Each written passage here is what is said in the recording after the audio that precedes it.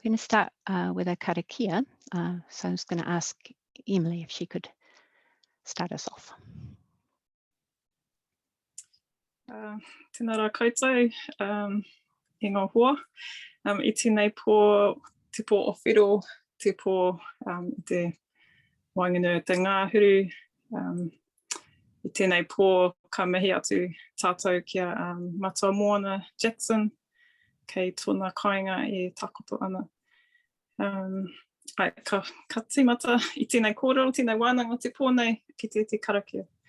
Wakataka te hau ki te uru, wakataka te hau ki te tonga, kia mā kina ki uta, kia mā taratara ki tai, I hea ki ana te atakura, he teo, he huka, he hauhu, ti hei maurua. Right, lovely to see everyone tonight. Kia ora, Em. Thank you for that. So just, my name is Michelle Duckett. I'm part of the Rise Up for Climate Justice crew, and it's really lovely to see you all, and a huge thanks to our speakers who have volunteered their time to share with us tonight. I'm going to start with just a mihi to the mana whenua of all the rohi of Aotearoa, and we affirm the tino rangatiratanga of tangata whenua, and all we do want to honour and enable the independent authority of iwi and hapu. Climate justice is te tiriti justice. I'm going to start off also by sharing an apology from Sina Davies Brown, just with the passing of Moana Jackson. It's a heavy time for lots of people, and so she sends her apologies.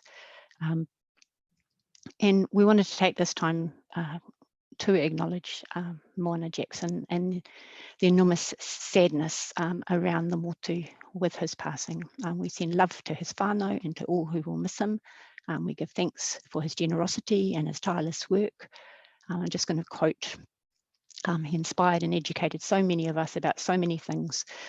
His work to bring about te tiriti-based constitutional reform with Mātiki Mai Aotearoa will form the basis for decolonisation and a transformation for the next 100 years. His humour, his love of whānau, and his astonishing generosity will never be forgotten. We weep for your passing, Matua, but we will continue to struggle for justice as you have inspired us to do. And those words came from Peace Action Wellington, so thank you. So just give a little bit of housekeeping. So this event is live streamed and recorded. So turn off your camera if you're uncomfortable being recorded, and we'll be put on Facebook and will be uploaded to YouTube a bit later. And we'll just be respectful in our comments to everybody. We're really excited to introduce this series of webinars. In a pandemic, it's quite hard for us all to get together face to face and organise. And so last year, Rise Up for Climate Justice, we had to move online and local. And this year, similarly, we've moved back online to host a series of webinars on the first of each month. We hope to connect with each other, educate and inspire action in our local spaces. So this first webinar, Who Pays for a Just Transition?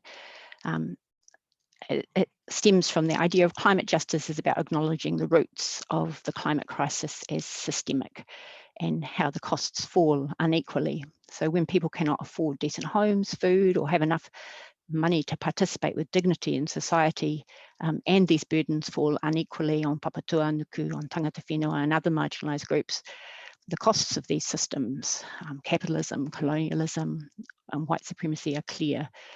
So a just transition is more than protecting workers and communities most affected by the shifts from a fossil fuel economy.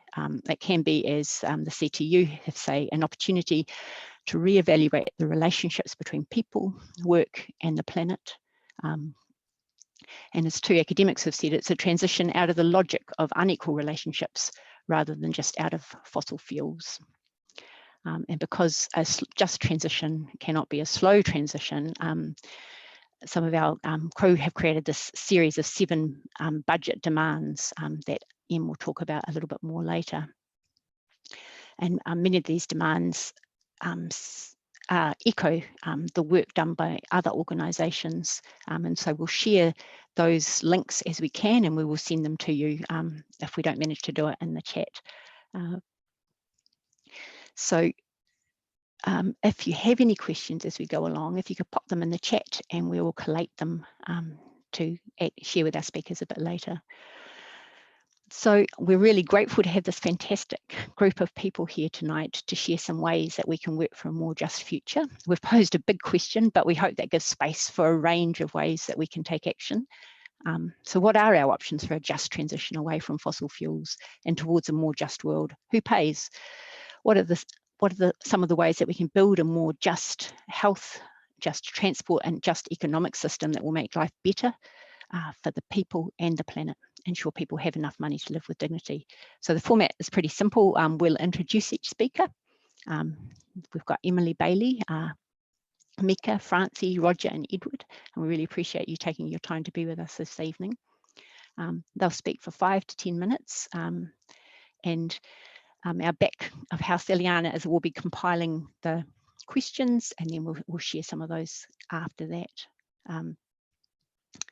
Yeah, so without further ado, I'd like to introduce our first speaker, who is Emily Tuhi-Ao Bailey. So Emily is a mum and an ecologist and a community organiser, and for the last 14 years she's been working with Climate Justice Taranaki and helping with community gardens, environmental monitoring and papakainga revitalisation at Parihaka.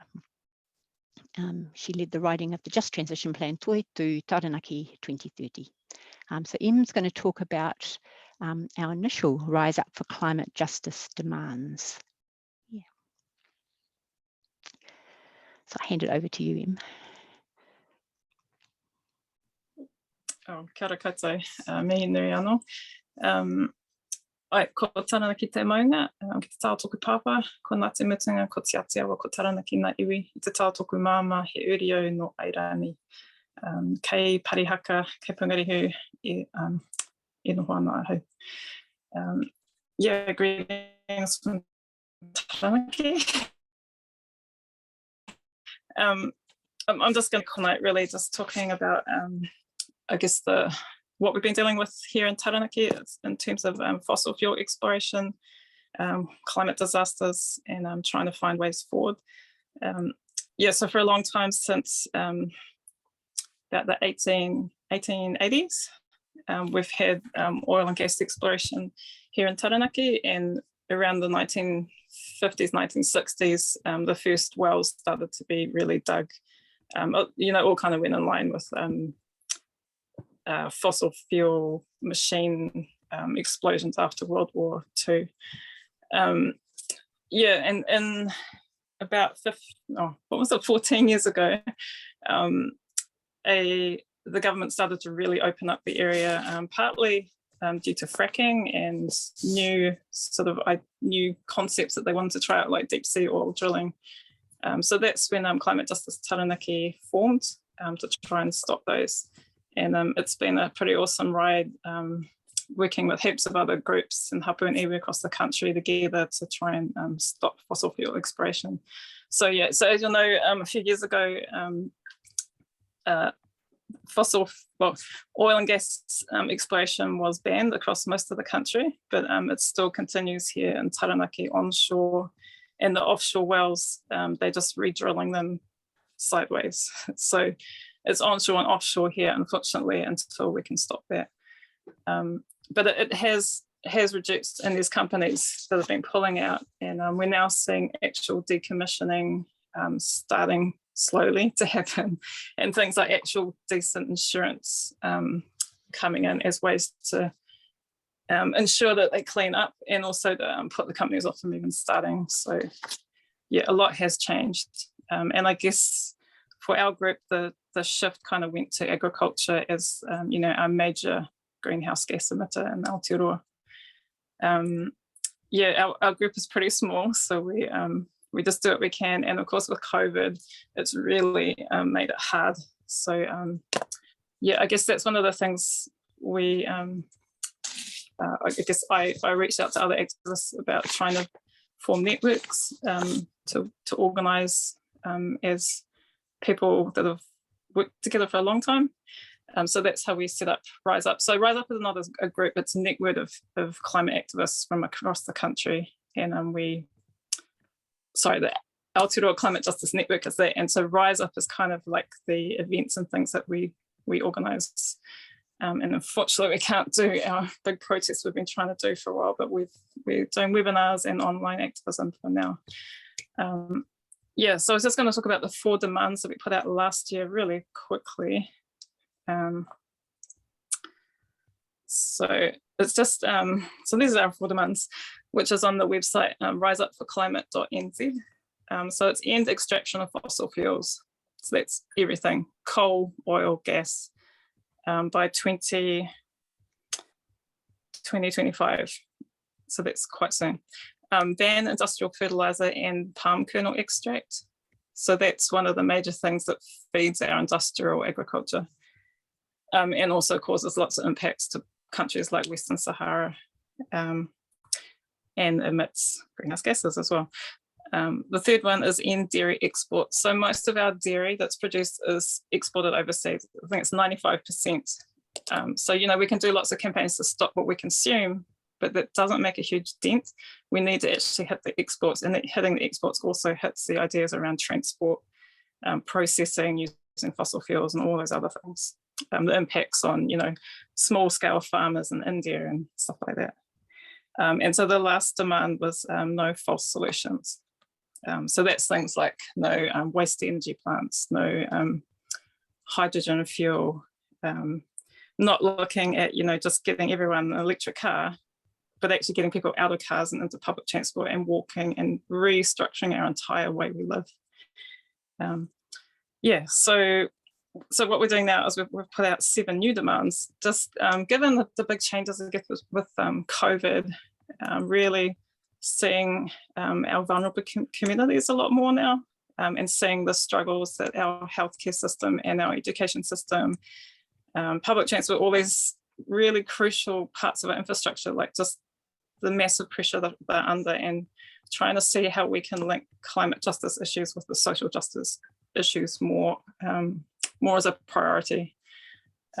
Yeah, so we've got 7 demands, which Francie's going to go into in depth. But yeah, so it's really just pushing the fact that social justice is climate justice, and we have to start there.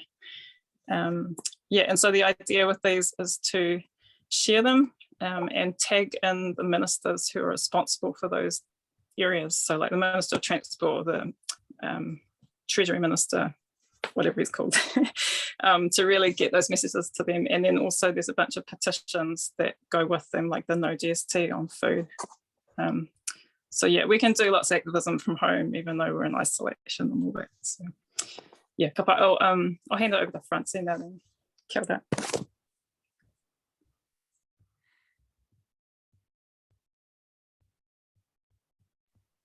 Tēnā koe, kia ora koutou, he Pākehā ahau no Ūropi o ki tipuna, I te Tuhi-Ao ki o tautahi, and ko hoki mātou nai anei, engari, kei sorry, kei te whanganui a tara ku ngākau. I'm down in Ōtautahi Christchurch with my whānau. I'm really sending a mihi and aroha to everyone who's mourning the passing of Moana Jackson. It's a really sad time and a really significant time. And I'm grateful to be with all of you tonight. Thank you to Aotearoa Climate Justice Network for the invitation. When I thought of recently on writing a piece on climate justice, it's been around transport and what Em was just saying about the whole changes to the way our lives are expected to be structured to make that work, because in my own 5 years of experience, we've been doing life without a car with little kids. And I really think if we're going to call for, I think actually we have to call that EVs are for those with with disability, but also some whānau are just going to need that. And there's so much changes that we would need to be to make it possible for whānau to live like that, like really frequent public transport and shelters at every bus stop and heaps more public toilets in our civic spaces and our playgrounds, and bus services that don't require you to keep transitioning across them, and more room for wheelchairs and more room for pushchairs. But we have plenty of other experts here tonight who are going to kōrero about climate, about public transport and a just transition. So I am circling around getting to those new demands. But the other thing I was thinking in preparing for tonight was back when Emma and others and I were in St. Happy Valley from 2004, talking about a just transition and who would pay. Back then it seemed to me we would call for those who've benefited to pay. Fossil fuel companies ought to pay, which of course we still stand by, but it seemed sort of far away and abstract to me back then. There'd either be revolutionary change or these companies would be nationalized, or if they were already like Solid Energy in so-called public hands, then all their profit and capital ought to go to a just transition. The infrastructure ought to be turned to a just transition. And so it's really, and back then we wrote about catastrophic climate change in leaflets as a sort of future risk rather than something we read, people are experiencing or we're reading about every week now. So we really were calling for a just transition to be funded by those who benefited, and that the costs didn't fall on Indigenous, didn't fall on working poor people across the world. Now we are in much more, I think when the question gets asked, it's also like, do we support or oppose the Auckland Council call for a climate levy? These are much more questions on how should free public transport that I hope we would see and could have across the country, how would that be funded? So those questions have become a lot more specific, whilst of course we still hold on to the big dreams for that complete change of society, as has been said already, out of a logic of uneven relationships into a better future. And that I remember that too, that a just transition was such a hope for how we might do society, how we might do that better for all of us. Daniel McLaughlin wrote an interesting piece on the Sunday Essay about this economy, New Zealand's economy, being made up of monopolies and duopolies, or markets that operate like monopolies. And of course, and so they extract wealth from all of us. And there's no sign of heavy government intervention to make them pay, no sign of nationalising some of those large fossil fuel companies and those that benefit from them, and putting that money into iwi-led and Crown-led initiatives and community-led initiatives towards a just transition. One obvious way to get money to fund a just transition, I'll quote from Peace Movement Aotearoa, is to use military spending and repurpose it towards social good, towards a just transition. As Peace Movement Aotearoa write, we have a shocking number of children living in families with an income below the poverty line and deplorable levels of homelessness, and where there was a desperate need for more social funding even before the COVID-19 pandemic. Military spending in New Zealand's 2021 budget was an average of more than $99.7 million every week. This is in addition to the $20 billion of new funding announced in July 2019. So that would be one way to pay for just transition.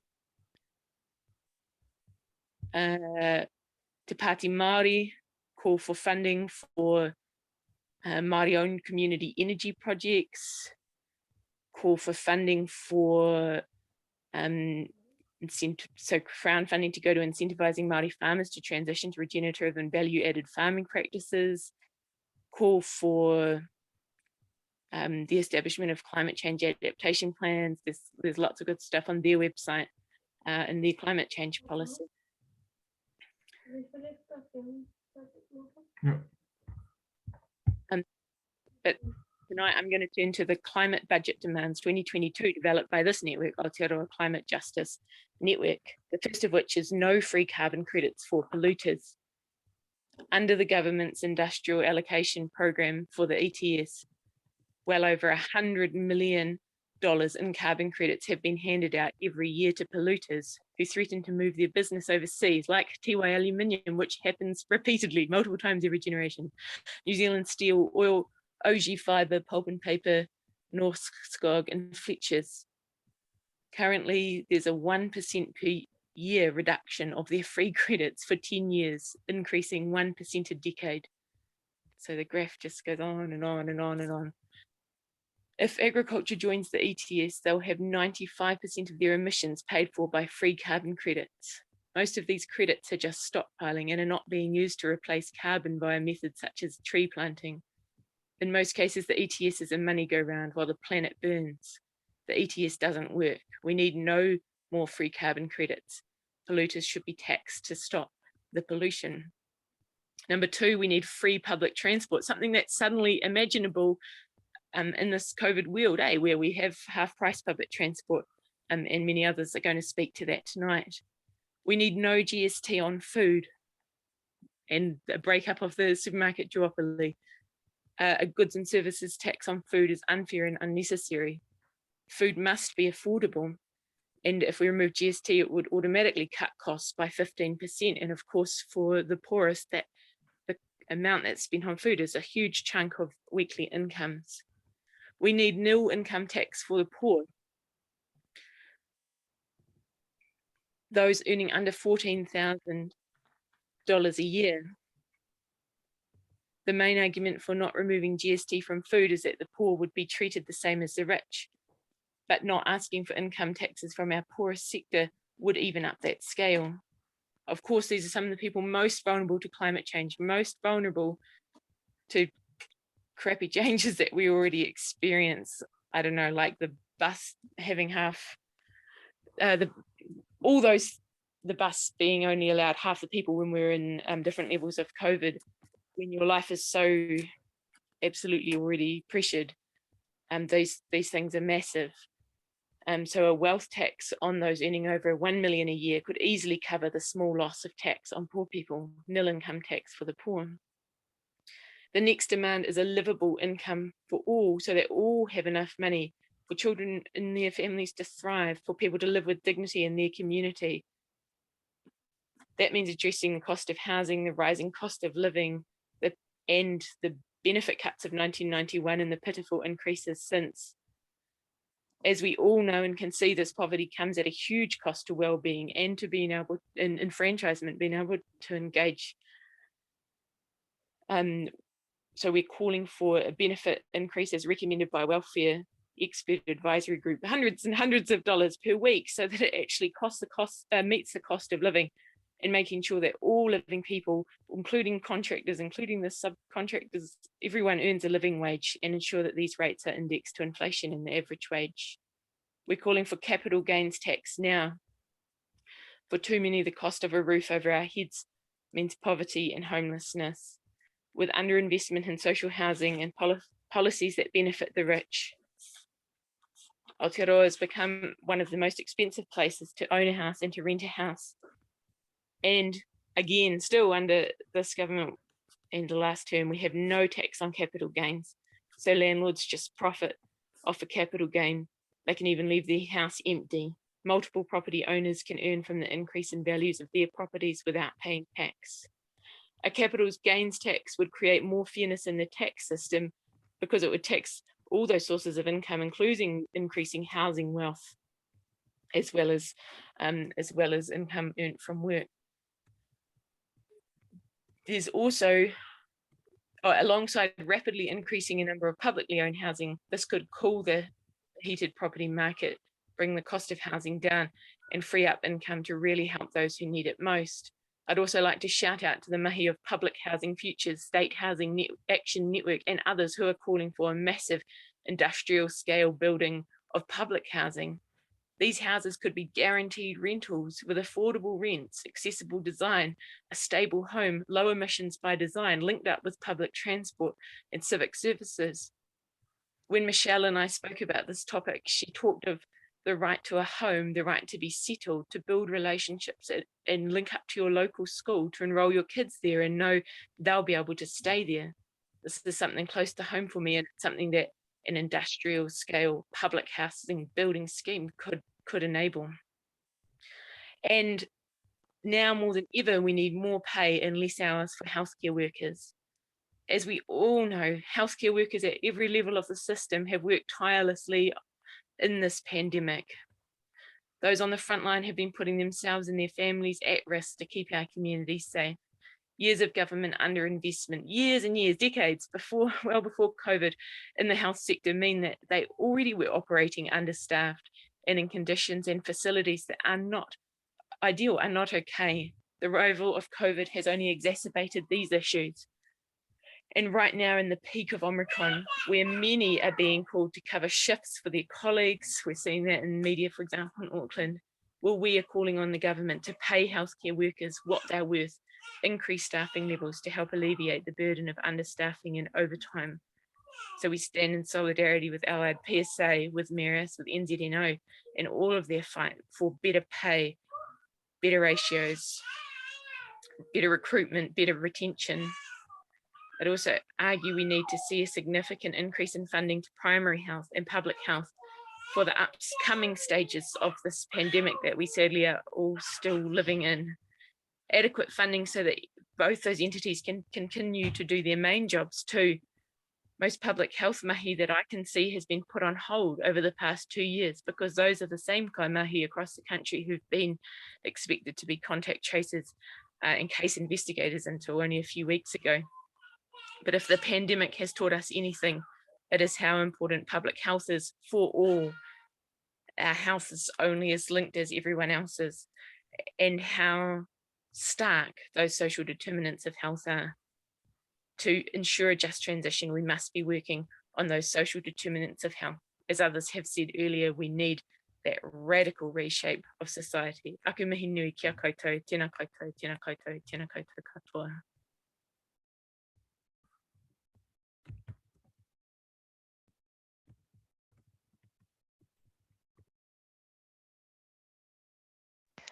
Kia ora, Francie. I really appreciate your delving into each of those demands and making those connections with the campaigns that are happening and the rich layers that community enable. Thank you, and thanks Em as well for unpacking the story in Taranaki and those connections to those other demands. Yeah, so an act of a just transition is a radical one, and there's a lot of hard work which is being done by lots of people. And at this point in the evening, we can shift to a bit of a good news story, as today on the 1st of April, public fares and public transport have been cut by half for the next 3 months. And so I'm really excited to talk to Roger Fowler about this, because I don't know, was it 15 years ago, Roger, your campaign with RAM began looking at free fares on public transport. So Roger is a long-time activist and has been a really strong advocate for free public transport. He's currently the chair of the Mangere East Community Centre in South Auckland and is a part-time bus driver. So I'm really looking forward to hearing about the start of this movement and how it started for you, Roger. Yeah, kia ora tātou, and thank you, Michelle, and thank you to the other speakers. It's good to be on this platform sharing these ideas. Yeah, I want to focus on free public transport, and I think it can be a very important aspect of combating climate change and standing for social justice. The issue of free public transport's not new. It goes way back. I've even read stories in the early days of horse-drawn trams that often they were free. People would just jump on and go to where they're heading. Of more recent times, the concept of free public transport was advocated by Jim Anderton in the 1990s and the Alliance. And since then, as Michelle alluded to, the Residents' Action Movement, known as RAM, it was one of the main platforms that we had 15 odd years ago, which was followed up a few years ago with the Mana movement, and following on from that was the Minto for Mayor campaign. Since then, more and more people have seen the the value or the sense of pushing for free public transport, and I really welcome the free fare campaign which has started off, and now Efeso Collins is a major candidate for the Mayoralty in Auckland, and he's pushing very strongly for free public transport. And he's quite clearly come out and said, as I would say too, that half fares for 3 months is really a good step, but free public transport needs to be taken seriously and introduced. And and now the Green Party have come on board too. So I see this as building a movement over the years, and we're now on a roll. More and more people are agreeing with the concept of free public transport. I believe that to seriously combat and survive climate change, we urgently need to take collective action to dramatically cut pollution, CO2 emissions, and the use of fossil fuels. We need to mobilise in a serious way, just like we have around COVID, mobilise literally onto a war footing if we're going to survive the impact of climate change and turn it around. One of the major problems, of course, with exacerbating the climate change is mass car dependency, and that's something which has to be turned around. And with free public transport is a way of getting people out of cars, getting trucks off the road, but at the same time increasing mobility of the citizens. And I believe that the bulk of freight should be moved by rail and getting these big juggernauts and trucks off the road. Now, free public transport in itself is going to mean a major effort. It's not just a matter of taking the fares away. It's much bigger than that. It would need a major infrastructure improvements.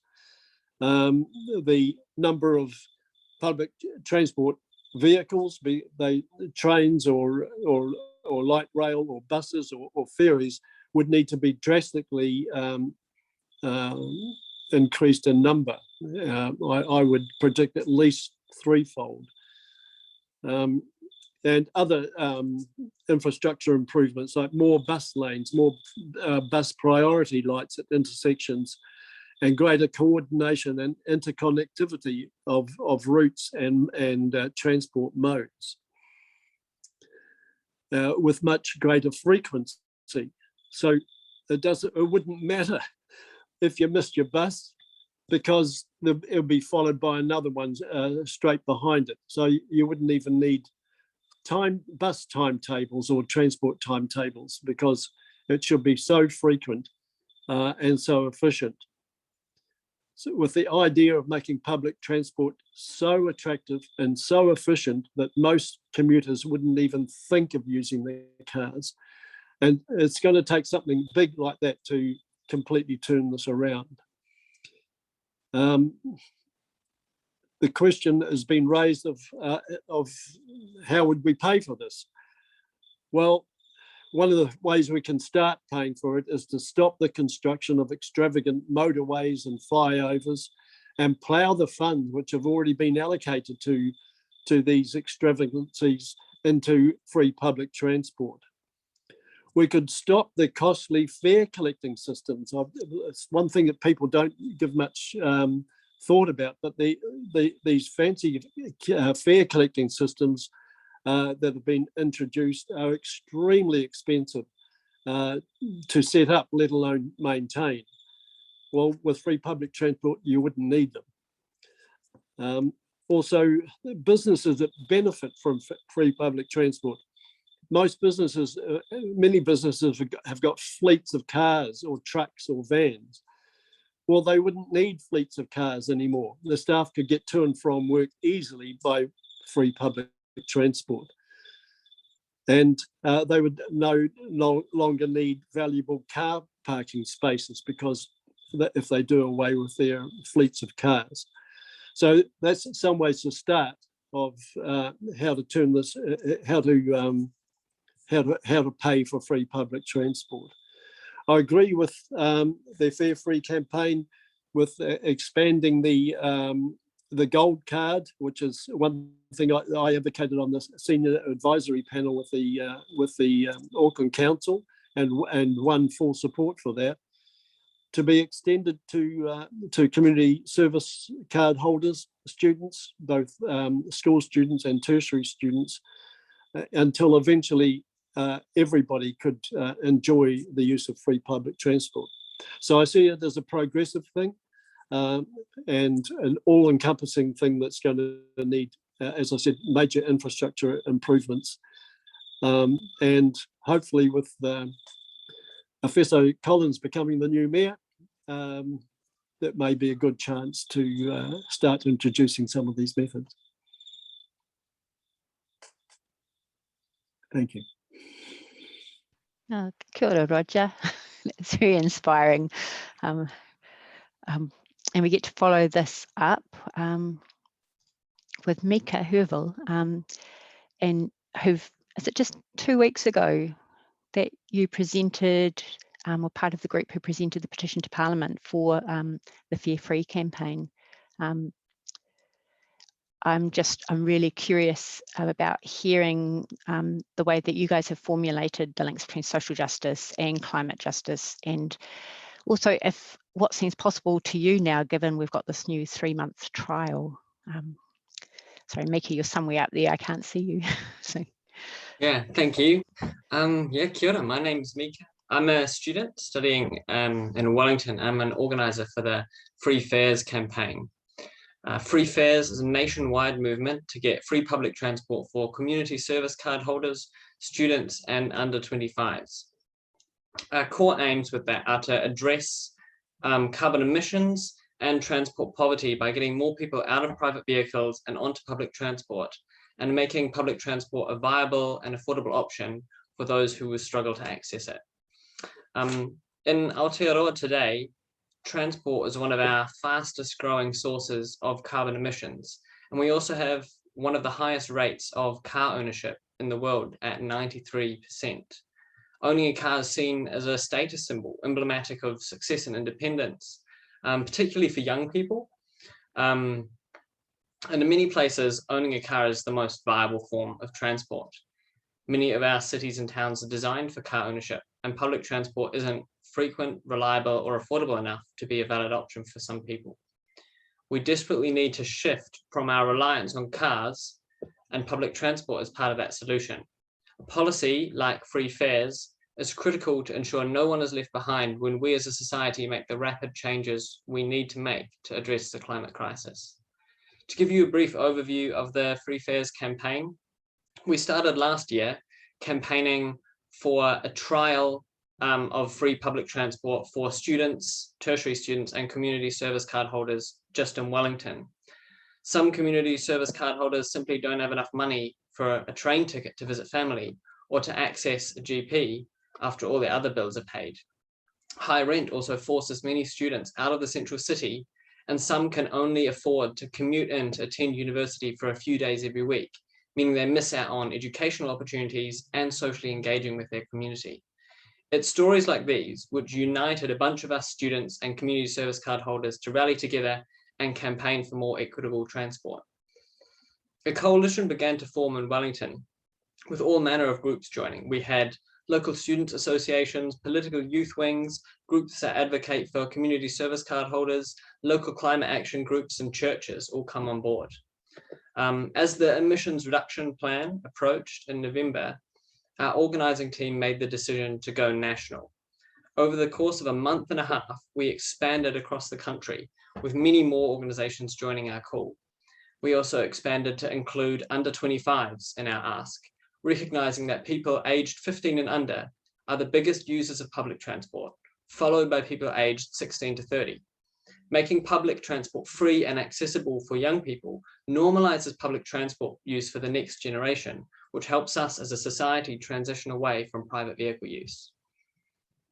Our aim with this was to make a massive submission to the emissions reduction plan consultation with as many organizations signed on as possible to show the government how many voices were united behind this cause. Large national organizations such as Greenpeace, the New Zealand Union of Students Associations, the Public Service Association, Generation Zero, and Parents for Climate Aotearoa all signed on, as did 9 city councils, regional councils, and district councils from around the country. Altogether, with 60+ organizations from across the whole nation, we submitted to the emissions reduction plan. As an organizer for this campaign, I've had the privilege of hearing from many people who struggle to access public transport. For some, as I mentioned before, they limit their time at uni. They don't visit friends and family. They can't access essential services. For others, it can be genuinely cheaper to use a private vehicle than to use public transport. These issues affect those on low incomes, such as community service card holders and students, far more than others. Isolation and loneliness has been a common trend that I've noticed. In Aotearoa, households in the lowest income bracket spend 28% of their weekly budget on transport. Houses in the highest income bracket spend only 8%. So let's put some of that into perspective. Imagine you're a student in Wellington. The median rent for a room in Wellington Central is approximately $250 a week. Groceries for one person, you might be able to get away with spending $30. That puts you at $280. As of today, like literally today, 1st of April, the maximum amount a student can get out on a student loan every week just rose to $281.96. With $1.96 to spend on power, internet, mobile phone plans, and so on, taking the bus is a luxury. Many students need to work alongside their study to get by, and then you need to commute to and from work as well, and transport prices really start to add up. Many people on low incomes like community service card holders find themselves in the same boat. In order for us as a society to have a just transition, we need to prioritize these people. Those who struggle the most with sudden changes in society as we move towards a sustainable, climate-friendly future need to be at the front of that change.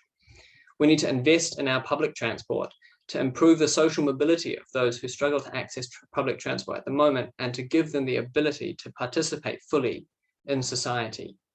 Making fares free for these groups is a key policy intervention that helps us move in that direction. We at Free Fares are happy to see the government moving towards addressing public transport and investing in that by making them half price, but there's more to be done. We hope to see free fares for students under 25s and community service card holders fund it in the budget or in the emissions reduction plan in May. We see this as entirely possible. The budget has been increased to a one-off $6 billion this year and has promised to address the climate crisis. The Climate Emergency Response Fund is also sitting at some $4.5 billion. Making fares half price for 3 months cost, I think, somewhere between 25 and 40 million, which is a minuscule amount compared to what we could invest and what we have to invest. But I reckon there's good reason to hope here. Raising fare prices back up again is an act of political suicide during a climate crisis. The same government that declared a climate crisis, declared a climate emergency, cannot expect to increase fares back to where they were and then talk about mode shift and a just transition. Everyone would see right through that as empty rhetoric. With enough public pressure, the only option the government has is to act and invest in public transport. And we hope that free fares will be part of that investment. If free fares sounds like something you'd like to be more involved in or keen to hear more about, feel free to follow us on Facebook, check out our website, or you can get in touch with us at freefaresnz@gmail.com. Kia ora. Kia ora, Mika. That was really inspiring. The sense that this is a potential win. Yeah, I'm feeling excited, and it's with local body elections coming up as well. We've got another opportunity to have our voices heard on this.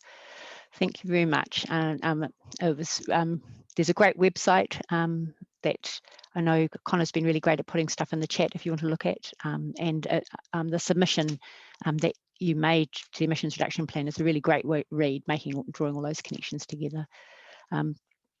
Thank you. So in our whiz around these huge issues that connections we're making between social justice and climate justice, our last speaker for this evening is Edward Miller, who's a researcher and policy analyst at First Union. So this is a private sector union with 30,000 members. And with the wide range of workplaces and sectors that it operates in. So there are lots of opportunities to explore that connection between social justice and just transitions. And Ed has kindly offered to talk about two examples tonight, Marsden Point and forestry. So I'll hand it over to you, Edward. Thank you, Michelle. You can all hear me? All right. Kia ora koutou, ko Edward Miller, aho. I'm joining you from Taitokoro. I'm in Whangarei. It's really nice to be here. I really love the premise of this session, and I wanted to start with a one-word answer. Who pays the cost of a just transition? Well, it has to be capital, right? Like theoretically, that's where the money sits. So that's who has to do the paying. Maybe landlords as well. Now's a good time for that. 2021 was the highest corporate tax take in history. There's money there. You know, if the corporate tax take is high, that means that it was also the highest profitability in history. We talk about how we're all in this together, but we're not all in this together. Not everyone's facing a cost of living crisis because some people have done very, very well out of this crisis. But I think at the same time as talking about, you know, one word answer, just transition, I mean, I wanted to ask the question about how we pay for the current situation. And I guess the answer to that is we pay for it individually. We all pay for it and we pay for it ongoing. And today, I guess we're living in the scars of the past unjust transitions that have taken place as well. So I wanted to talk about, Michelle said, one of those quite close to here, maybe 10 kilometers away, is the old Glenbervie State Forest, which was the first state forest that was established in this country. And then I'll talk about Marsden Point after that. So the forestry industry is considered as being really important to our whole climate policy. And there's this theory within the emissions trading scheme that, you know, as agriculture progressively comes in, that the ETS is going to set these incentives which will expand the forest estate, and the markets will drive the whole thing and it will all just be sorted. And Francie sort of suggested that maybe that's not going to work. But even if that did make sense, that market-driven approach would have been completely foreign to the forestry industry that we had in the 1950s or the 1970s, which for all its faults, and there's many, but was designed essentially as a national social development project. More than half of our national forestry estate was owned by the New Zealand Forest Service, by the state, which undertook the planting, the pruning, the logging processes throughout the estate. We had processing facilities that were owned by the state in towns like Murupara, Rotorua, Waipa, Kawaro. This industry provided employment in rural communities, but it also provided the building materials, you know, the weatherboards that went into making our public housing estate. And if you cruise around the neighborhood here, you'll see the history of that project. I don't think it's an overstatement to say that the development of these industries were part of the industrial backbone on which New Zealand both recovered from the Great Depression and was able to finance the welfare state up until, you know, the 80s when that was sort of ripped apart. It's also no overstatement to say that the cost of labor was sort of the major driver for ripping that apart, you know, for privatizing that industry. Unions in our sector, the wood sector, were renowned for the fact that they were militant labor unions in terms of their wage demands. They led the charge against Muldoon's wage and price freeze successfully. And while that was happening and markets were starting to open up internationally, investors were dreaming of this idea of maybe we could start moving our production over to places where they don't have the same kind of labor protections, they don't have the same kind of wages. And that's what started to happen through that privatization process. There was this whole mythology at the time that we needed to sell assets to pay off debt.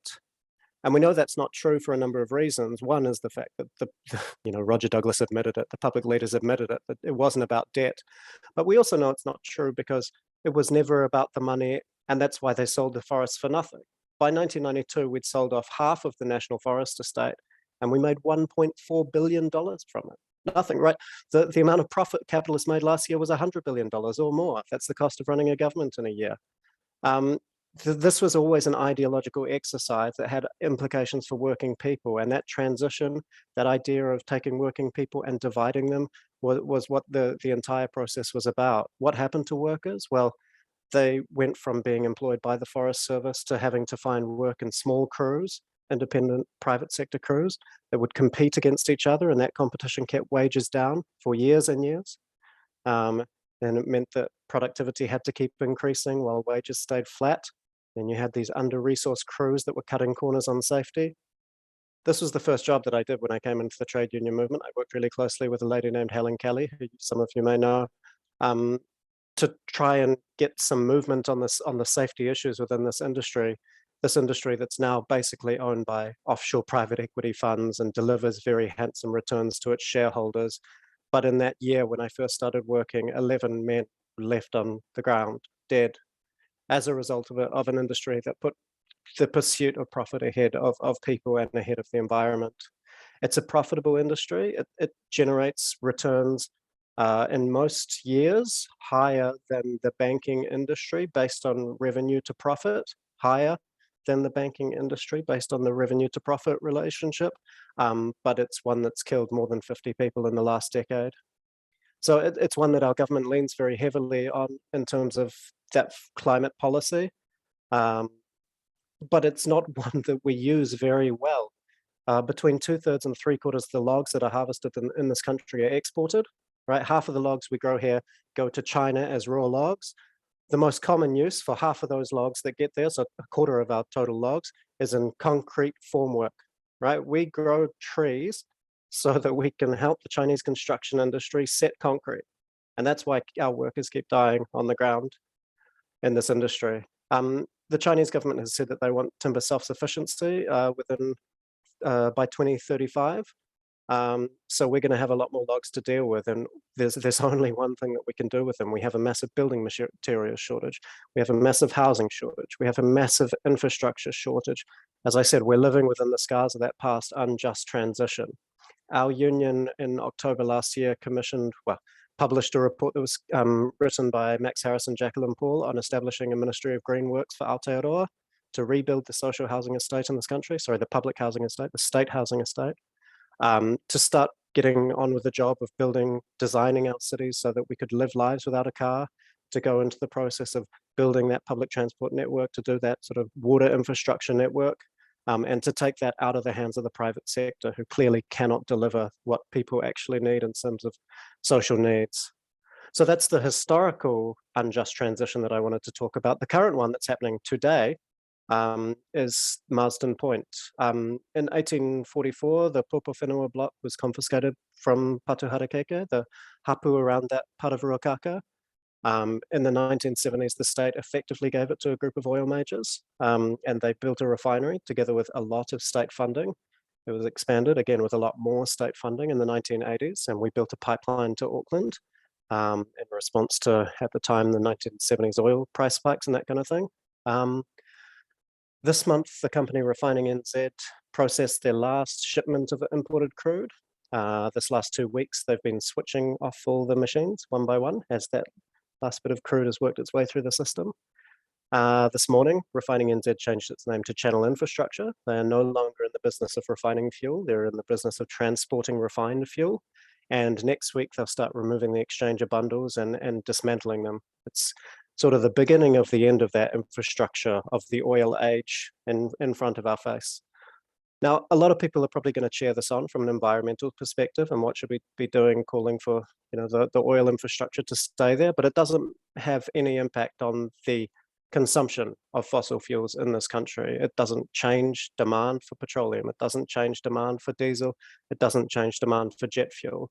And in fact, under the current conditions, imported refined oil coming into this country is likely to result in greater refining emissions because of the relative efficiencies of Marsden Point, and greater transportation emissions from carrying them across the world before they come here, carrying oil across the world before it comes here.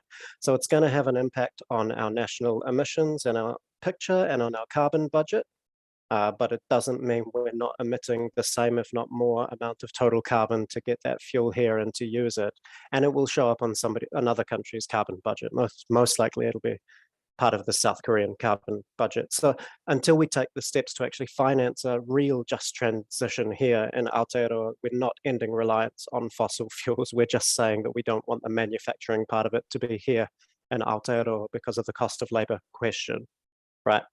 So we had hoped that Marsden Point could be part of the real pathway towards what comes next, that just transition. You may have heard that in the past couple of days, the government's implemented a biofuels mandate to reduce the amount of emissions coming from current fuel usage, so that in the future, when you go and buy oil at the petrol station, there'll be sort of an increasing percentage every year of biofuels in that mix. We wanted to make this the biofuels refinery so that every time a tree is chopped down and the wood waste that's left on site is processed and becomes that biofuels. That path has not been taken. Instead, we're going to be importing those biofuels and all the added transport emissions that come from that process as well. What happens to the workers at Marsden Point? Well, most of them will be made redundant. They're going from around about 300 workers to about 60, and a good chunk of those will be at the corporate office in Auckland. Workers will receive their redundancy compensation, and I guess when you look on your bank statement, it's going to say that it comes from, not Refining NZ, from Channel Infrastructure, the new company, but I would argue that that's not the company paying for the costs of the redundancy. That site has been 100% union since the day it opened 5 decades ago, and that compensation is workers paying themselves back from 5 decades worth of collective bargaining at the site being 100% union over that whole period. Workers, again, are paying the cost of this unjust transition. And this is, of course, why Marsden Point is on the chopping block. It's this question of the cost of labor, same as with the manufacturing part of the wood industry. NZ labor can't compete with the scale of exploitation that we witness in some of our competitor nations, unfortunately. And I guess there's one more cost that I haven't put in place yet, but last year the company was able to obtain resource consents that mean that they don't have to lift a finger, pay a cent in terms of the remediation of this heavily contaminated site for 3 decades to come. There was an online resource a few years back that said the cost of remediating the land at Marsden Point will be in the order of $300 million, roughly the value of the company right now. And that's similar to what we've seen in Australia when they've closed their own refineries. They don't have to pay a cent of that for 3 decades. So that's what a couple of unjust transitions look like, both historical and the ones that we're setting up for future generations to deal with.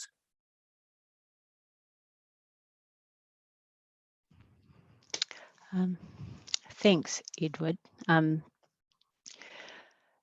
kind of pulls it. I appreciate the way you've pulled it full circle back to connecting with the issues that were raised right at the beginning, and with some possible solutions with this Ministry of Green Works. There's a couple of questions specifically for you in the chat, Edward. I was just going to see if you wanted to address them. And it is around biofuels as another false solution. I just wonder if you had anything to add to that. Sorry, I'm just having problems with my mouse to find them.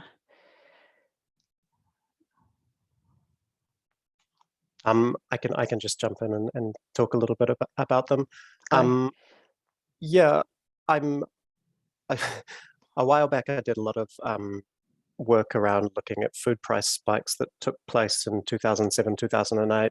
And one of the big drivers of that was the diversion of farming land or agricultural commodities into producing fuel rather than feeding people. And this was kind of a horrendous part of a cycle. So I'm aware of that, those concerns. I think biofuel technology is changing quite a bit, and I'm not a technological magicalist or whatever it is, but I do think, there is a kind of a fundamental energy economics about using biomass to be able to create energy. That's possible. In terms of the wood waste that we have on forestry skid sites right now, you have two major risks with that if you leave it there. One is in warmer summers, which we seem to be getting more of, you have fuel for forest fires. And then you have the risk of potential deluges when you have your sort of climate events. And we've seen them happen in Gisborne just over the past week, that you've had deluges of forest waste that really destroys towns. It's happened historically. Increasingly, that's going to be priced in as one of the things that forest owners will have to contend with, dealing with that wood waste. And probably one of the most effective sort of economic solutions to them would be to say, let's convert that into biofuels. To my mind, I think the most effective way you can do it is to process on site pretty much with mobile units, convert your wood waste into biocrude and then take it to a refinery and process that biocrude into biofuels or biodiesel or jet fuel, whatever. It's not addressing the big problems of our cities aren't set up to run so that you don't need to drive around and that kind of thing. But there's got to be a pathway to get to that. And we have a lot of vehicles that are on our roads right now that people have to drive that need to get from A to B. If you can put biofuels in the tank and it reduces carbon emissions, then I think that's a good solution. It's not the comprehensive solution, but it's going to take a little while to build that comprehensive solution. So hopefully that addresses some of that question. Thank you. Yeah, we've got a couple more questions that have popped up, and also there's really interesting discussion in the chat if people are able to follow that as well to see what else is happening in the regions that are saying that in Taranaki we're seeing a rise in jobs for nature, planting native trees funded by DOC. So it's cool to see that shift from drilling for fossil fuels to tree planting in the region. We've got a specific question for Roger and or Mika. So here in rural Aotearoa or smaller centres like New Plymouth, we always hear from the private car lobby that public transport is not viable because of our low population. Can you give us some good ammunition to respond to them? So I don't know, Roger or Mika, if you've got any thoughts on that. Well, I might kick it off if you like. To my knowledge, yeah, free public transport has been introduced in dozens and dozens of cities around the world. Most of them are small cities, such as Dunkirk in France, where they've had free public transport now for quite a few years, and it's been extremely successful in getting the people from that city, getting them mobile. Tallinn in Estonia, where I visited, there's an international free public transport conference, a couple of them that I went to there. There's a smaller city, just less than 500,000 people, and free public transport there with all modes of public transport just works. People get about easy peasy. They just jump on a train or a tram or a bus and get to where they want to go. So yeah, free public transport's easily adopted in smaller cities, and there should also be easy modes of transportation from city to city as well. Thanks, Roger. And Mika, I was wondering if you wanted to add something about some of the trials that you've recorded. Yeah, totally.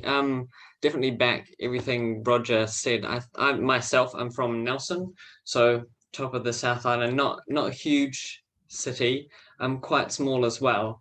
And in Nelson, the public transport also isn't great. You have to wait an hour if you miss the bus, which is obviously not ideal.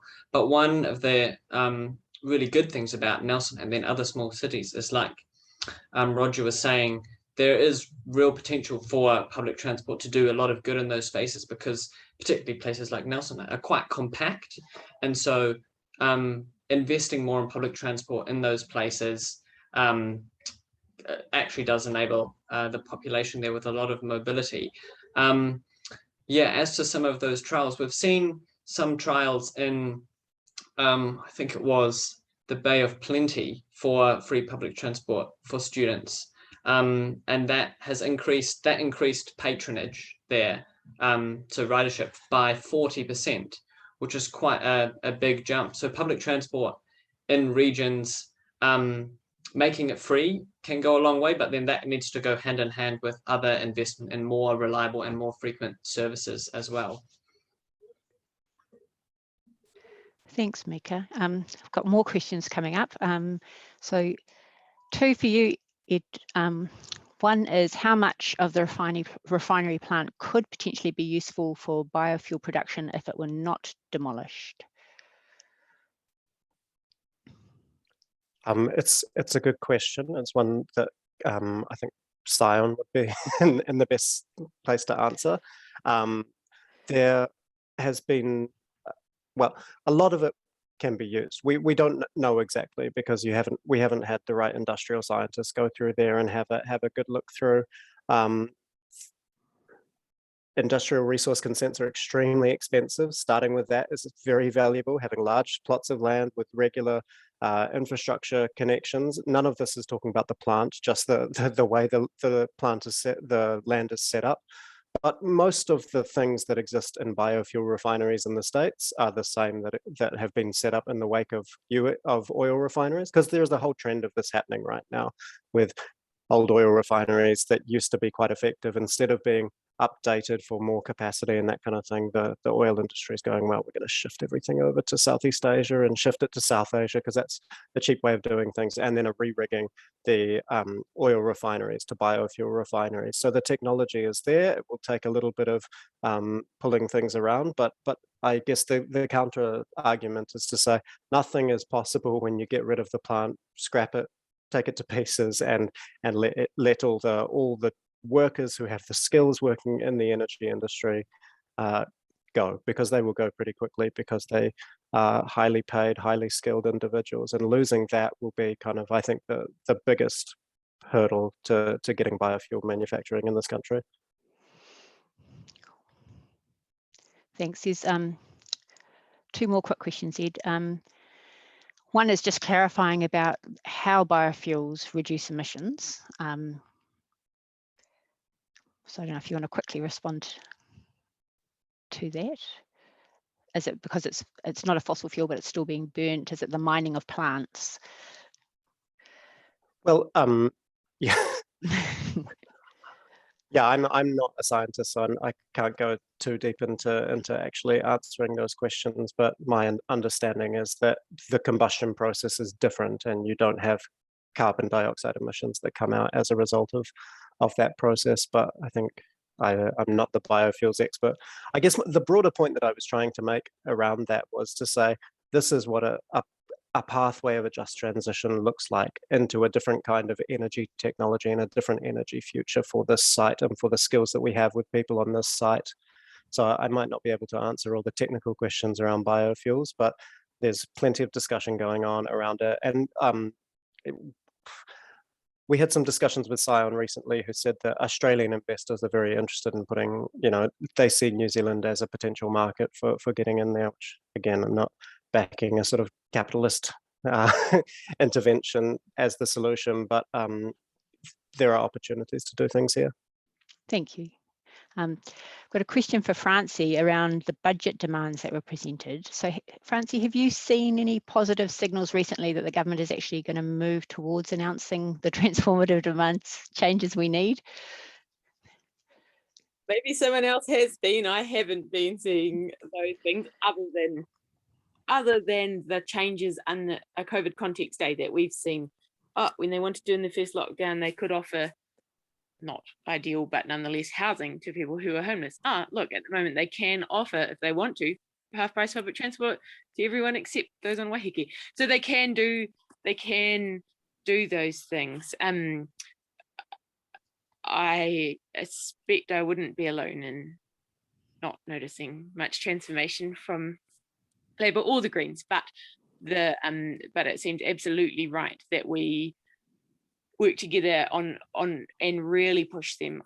It's exciting to me if the climate justice calls and the how we live in these times calls are one and the same, then that's exciting. And I guess the other thing that's exciting is if the Māori Party in the next year end up holding a balance of power, then that's also an opportunity if we are looking to, when we look to the government, look to Parliament. But of course, nonetheless, these next month and a half is crucial for pushing in every way we can for some of these wins and sharing this analysis with people as well, and how we talk about it. Kia ora. Thanks, Francie. That is great. We've got some broad questions as well, which is, I suppose, what would you like? What's the thing you most hope to see happen in budget 2022? And I'm not sure who posted this question, whether they were meaning sort of blue sky thinking, their biggest hope, or what they think pragmatically the best that they will get to see in budget 2022. I don't know if anybody wants to offer to answer or prophecy.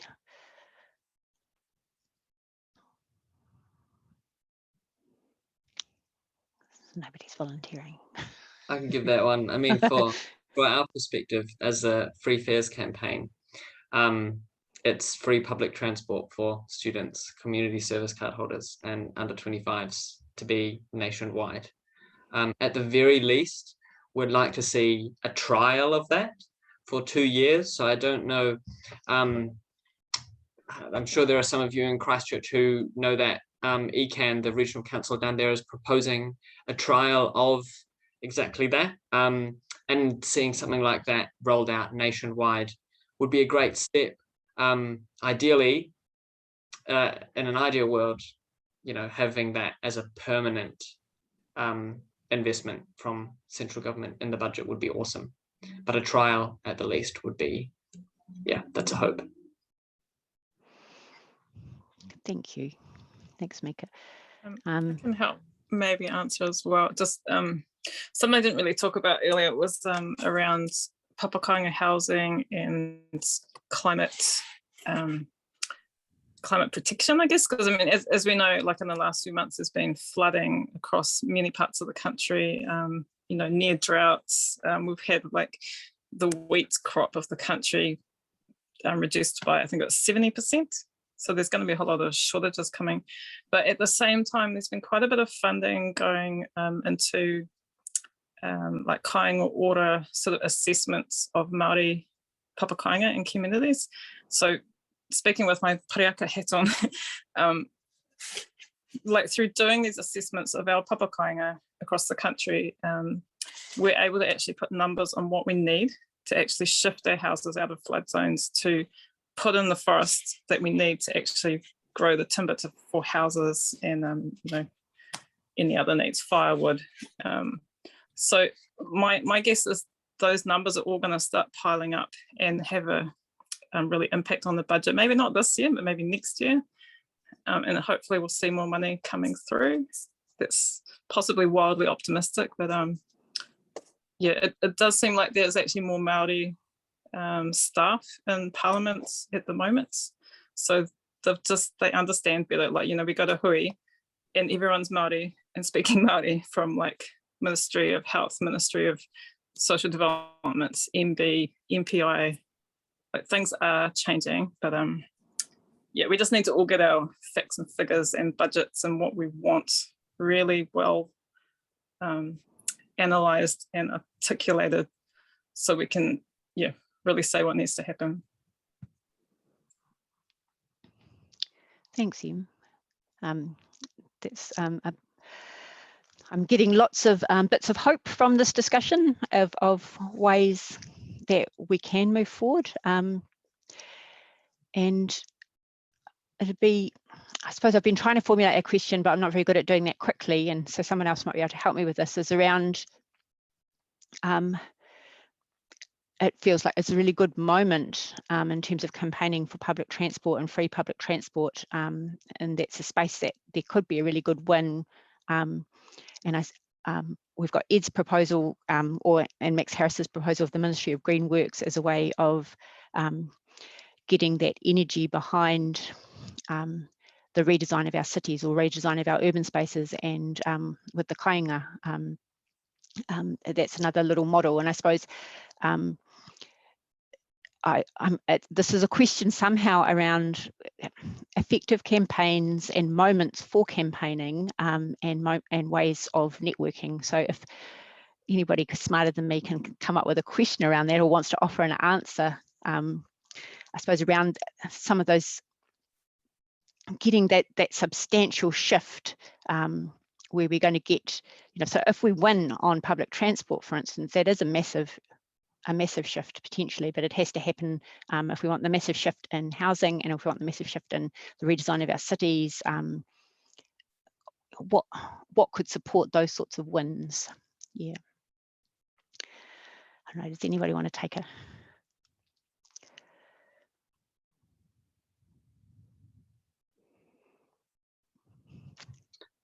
One thing I think is so important, and it's fabulous that the network's hosting these kōrero tonight, is this kind of joined up vision for what we want to see for a better world.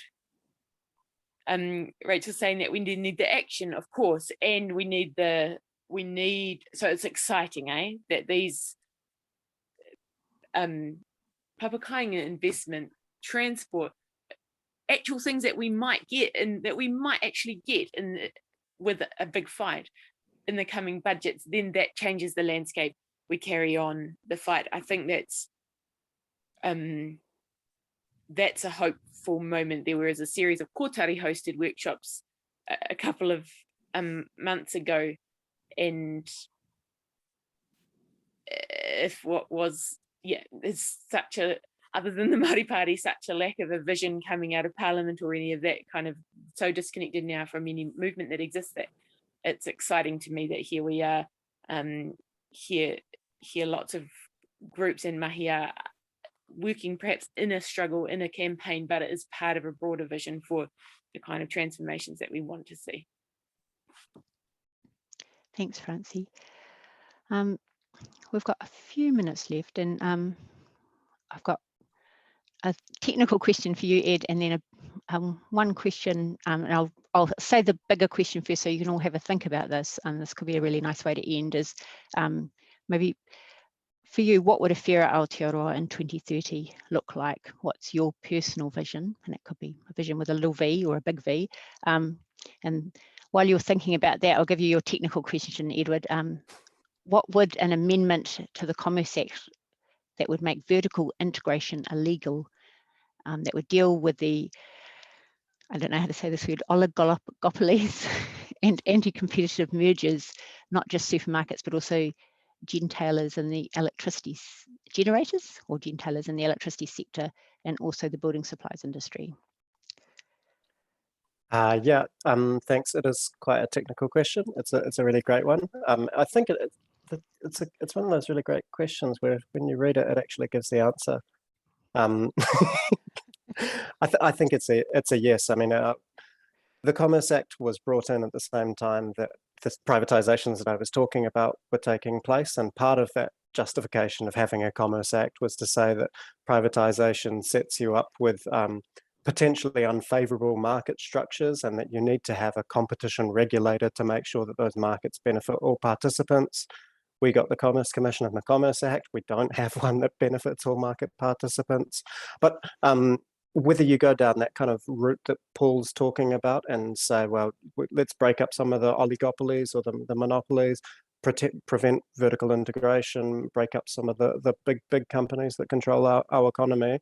I think that's one really great way of doing things. Another would be to say, let's make sure that workers have greater control over companies. So strengthening the ability of workers to have representation within decision-making bodies within companies. And then the third, probably to my mind is the best, is to say, let's bring them back into public ownership so that all of the benefits of those industries is funneled towards the public good. And that actually answers that 2030 question as well. That's my my vision. Yeah, if we can have more public ownership. So I love the discussion around fares-free transport, but if your transport is fares-free, then who is the government paying their fares to? And right now that's private operators who run our network, and we're the bus driver union. So we see that, you know, the money that should be going into our members' pockets goes to the Cayman Islands, which is where Ritchie's is now headquartered, in a 2-story building along with 40,000 other multinational corporations. So to us, public ownership is kind of that vision. Thank you. Can I just add to that, Michelle? Go for it. Yeah, what's just been raised is very important. Free public transport's not going to work unless it's owned publicly. So public transport has to be public transport owned by the public. Thanks, Roger. Did you have anything else for your vision for 2030? No, I'll just leave it there. We've had a good discussion, I think. Yeah. Anybody else want to share what their vision for a fairer Aotearoa in 2030 will look like? I can. Thanks. I guess, from Climate Justice Taranaki's perspective, we wrote a transition plan for 2030, and it's totally about public ownership and decentralization, and making smaller towns that are sustainable rather than these big cities that have to transport everything, and then these small rural areas that are dying and struggling, and people are lonely, and so it's just flattening everything out, putting it all into public ownership, and really reducing energy use majorly, degrowth economy. Thank you. Yeah, I'd like to see a rapid rail network around the country so that it's not necessary to fly anymore, and so that you can get around the whole country without ever leaving the ground, and that would be much more sustainable. Thank you. Well, Francie, did you want to add anything? Oh, just another plug for that massive state-funded, funding for funding for kainga Māori owned land and state housing at a massive scale, built with this sort of civic thinking designed into it, as was done to some degree in the first Labour government, because I'm looking forward to reading that article of the housing being everything, but it seems to me that these costs of housing for whānau is so massive that would start shaping the possibilities for a better future. What I want to see though is that if you go back and look at the history of trying to find just solutions and social justice, if you even only go back in my lifetime 30, 40, 50 years, it is always our politicians, whether they're left or right, that ultimately derail everything, because it comes back to that we the people of New Zealand vote them in, and most people do not look at what is best practice. They don't look at research, they don't look at evidence. So I don't have a vision for it yet, but it's gnawing at me to find a way that, well, yes, the idea of, a publicly owned free public transport network across New Zealand, linking us all up, decentralization, Māori kāinga, all this kind of thing is a beautiful thing, and I like it, but I also want us to be thinking about ways in which you can overcome the issue of, every 6 to 9 years the government changes and everything gets walked back one way or the other. Do you see what I mean?